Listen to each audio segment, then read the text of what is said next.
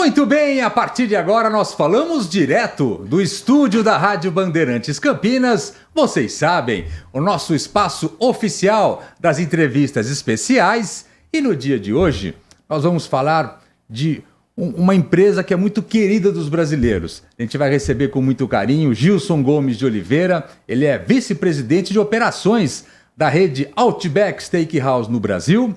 E a gente vai entender um pouco mais dessa empresa que está se espalhando pelos países cada vez mais, com cada vez mais força e que tem uma identificação com o público brasileiro. Muito bom dia, obrigado pela presença, Gilson. Obrigado, é um prazer te ver, né? E estar aqui depois de um longo e tenebroso inverno, né? Faz muito tempo que a gente não se encontrava, então é um prazer estar aqui. Então vamos atualizar todas as informações. Vamos começar contando um pouco da história do Outback.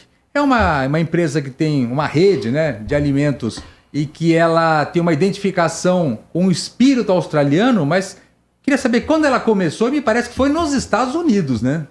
Sim, isso foi em 88. 1988. Isso, então os fundadores, né, eles queriam um restaurante para chamar de seu, né, e queriam jogar golfe durante o dia e trabalhar no restaurante à noite, né? Então a ideia era eles abrirem 4 restaurantes, para cada um ter o seu e tudo certo. E só trabalhar à noite? Sim, e todos já eram do ramo de restaurante, né? E começou assim, só que a coisa foi super, né, bem recebida, o restaurante aumentando e crescendo, e aí eles se viram numa situação que eles tinham que...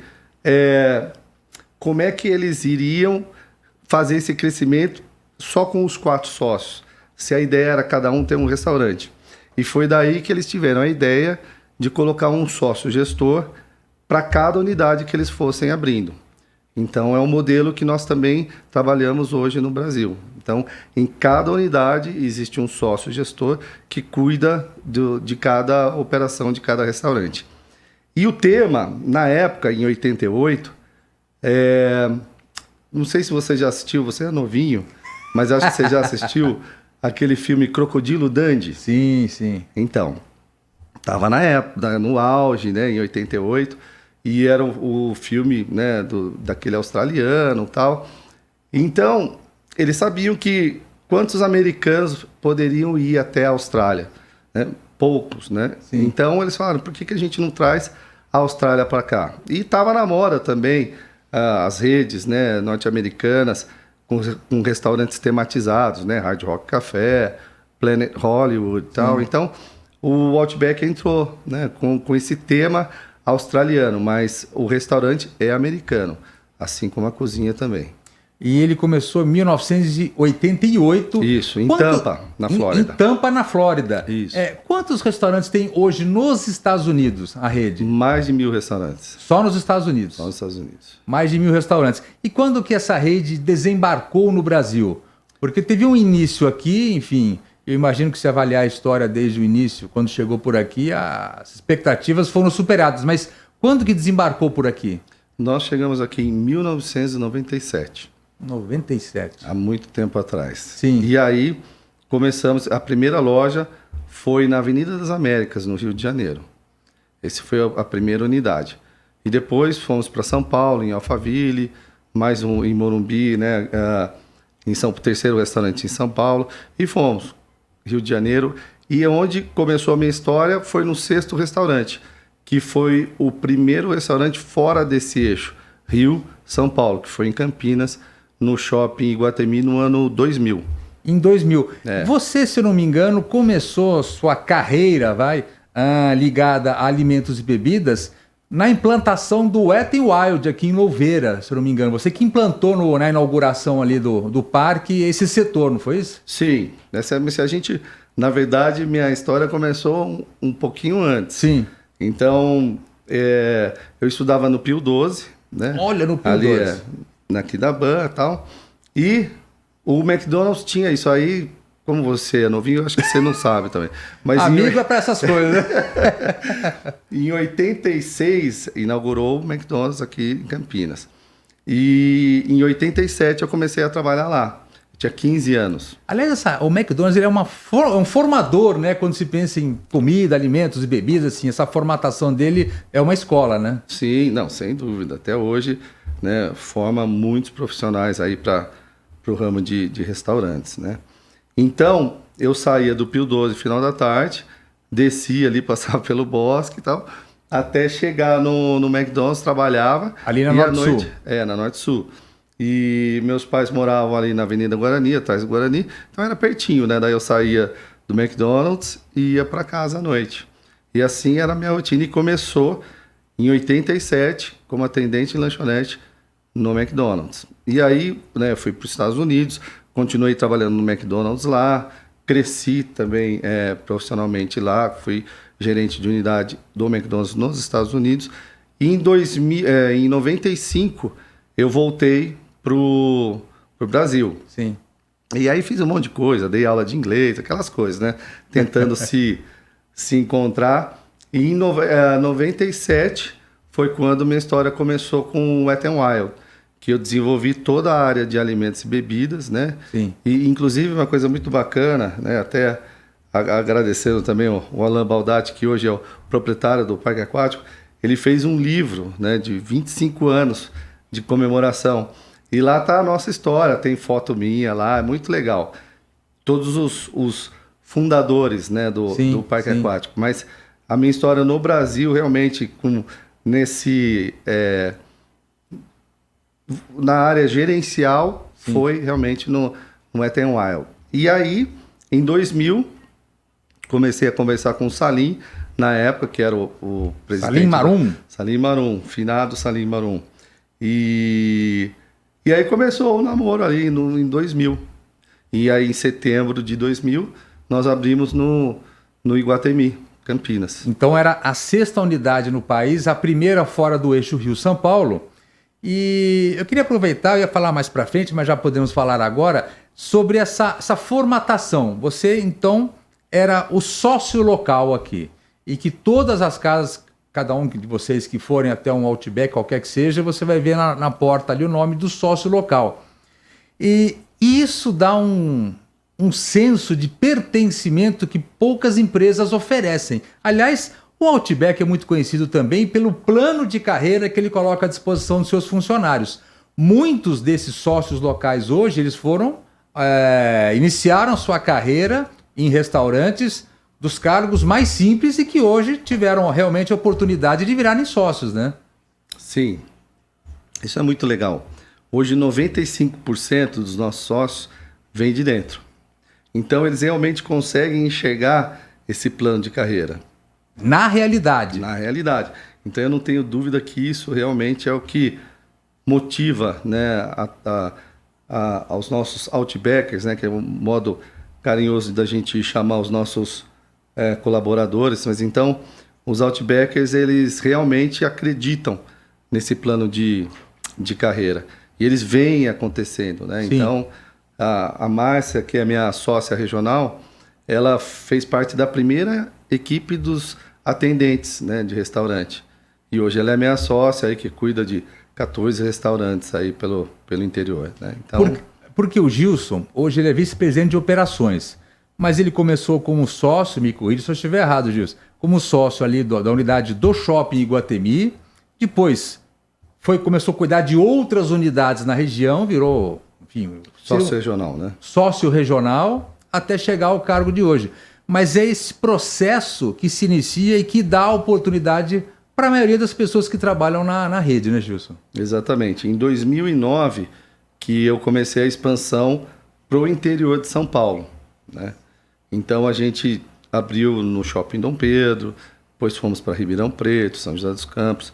Então começou a partir de 2009. Essa expansão para o interior, né? Sim. Olha só como são as coisas. Em 2023, só em 2023 foram abertas, deixa eu ver aqui, 16 casas em regiões diferentes. Qual o tamanho da rede Outback no Brasil hoje? E como você vê esse processo de expansão? Hoje são 160 restaurantes Outback. Esse número foi atingido agora na segunda-feira, onde nós abrimos uma unidade em Santa Bárbara do Oeste. Sim. Então, nossa 60ª unidade, né? E que bom. Se você me perguntasse, né, logo quando a gente começou há 24 anos, eu, né, na verdade, comecei há 24 anos atrás, o que eu esperava, né, de crescimento, eu jamais imaginaria estar nessa empresa com 160 restaurantes e contando, né?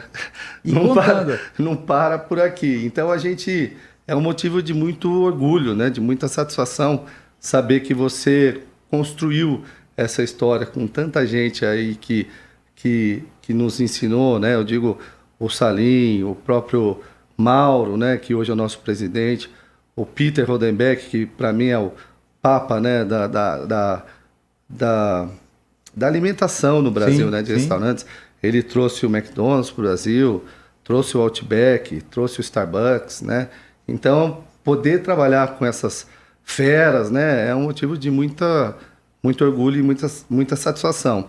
Então, fruto, né, de todo esse trabalho é essa expansão que a gente vê hoje, né, esse crescimento forte. Mesmo durante a pandemia, nós abrimos restaurantes, né, então é importante salientar isso, né, de como o brasileiro abraçou a nossa marca. Né, É impressionante, né? E eles amam, né, poder... o Peter chama de cacuetes, né? Eles amam os nossos cacuetes, né? A forma que a gente trabalha.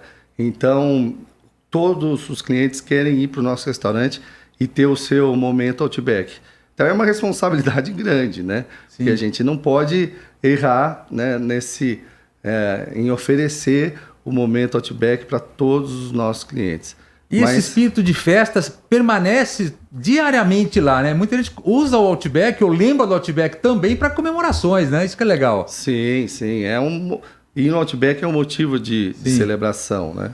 Inclusive, são mais de 60 mil parabéns, né, em todos os nossos restaurantes. Isso no mês. No mês? No mês.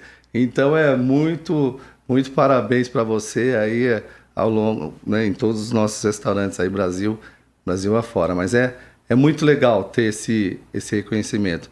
Saber que a nossa marca é amada, né? Todo mundo gosta de ser amado, né? Então, saber que você você participa de tudo isso, para a gente é um motivo de muito orgulho. Vamos imaginar aqui, ó, 60 mil parabéns por mês na rede Outback. Cada vez que se canta o parabéns, é uma mesa que não é uma pessoa só, são várias. E tem muito a ver esse parabéns com o atendimento.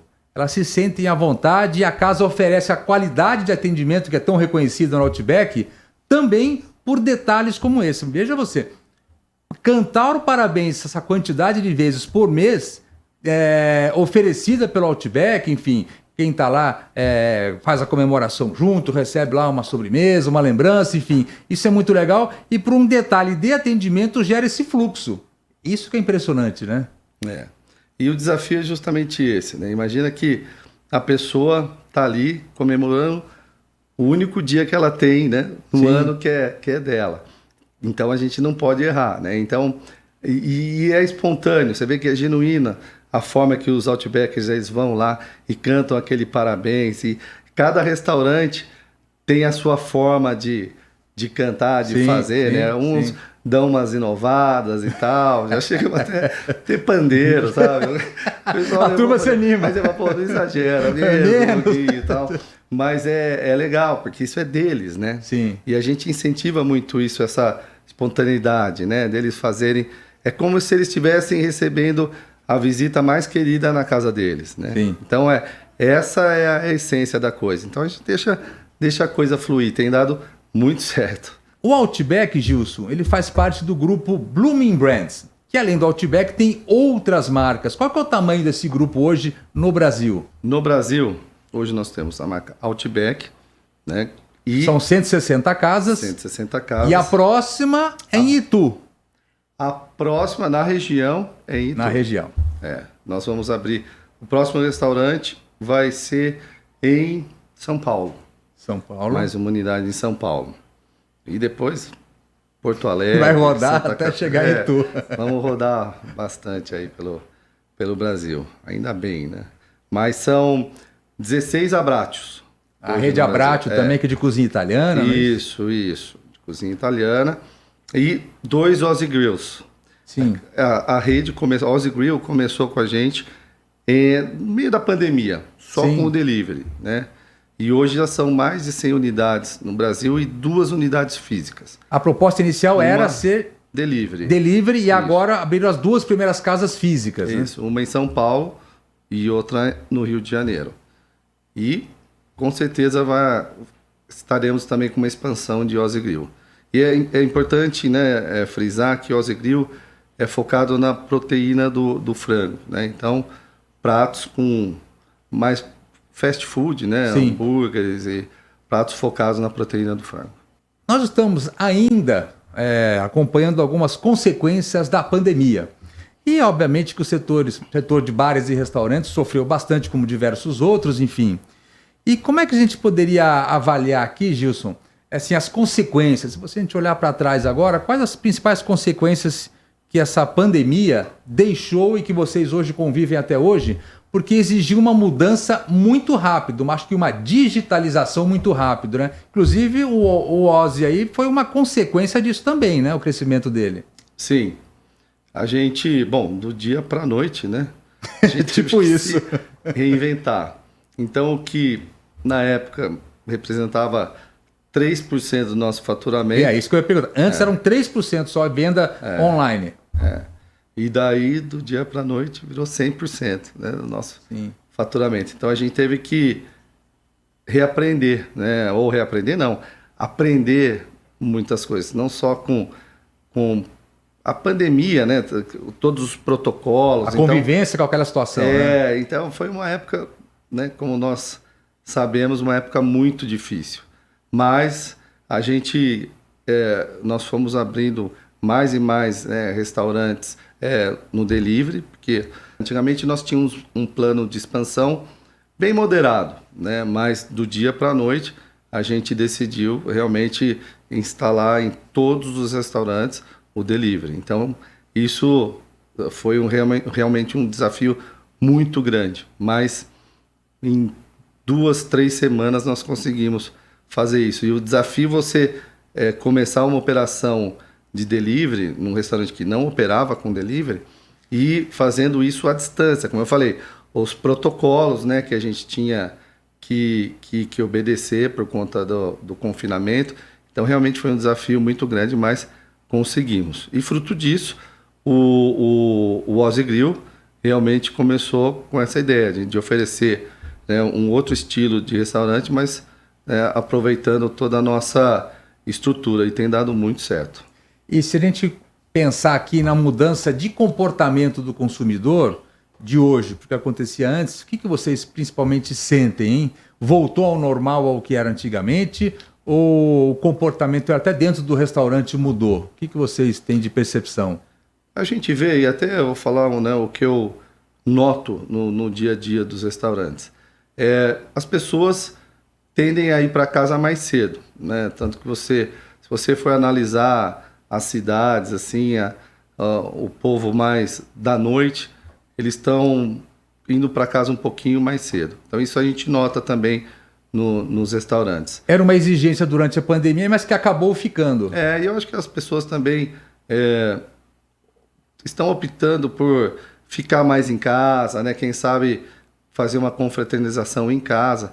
E isso fortaleceu o nosso delivery também, porque essa foi uma grande mudança. As pessoas aprenderam a pedir no delivery. Porque antigamente, se a gente for pensar, era mais pizza, né? Quando a gente pensava em delivery, você pensava em pizza, hambúrguer no máximo.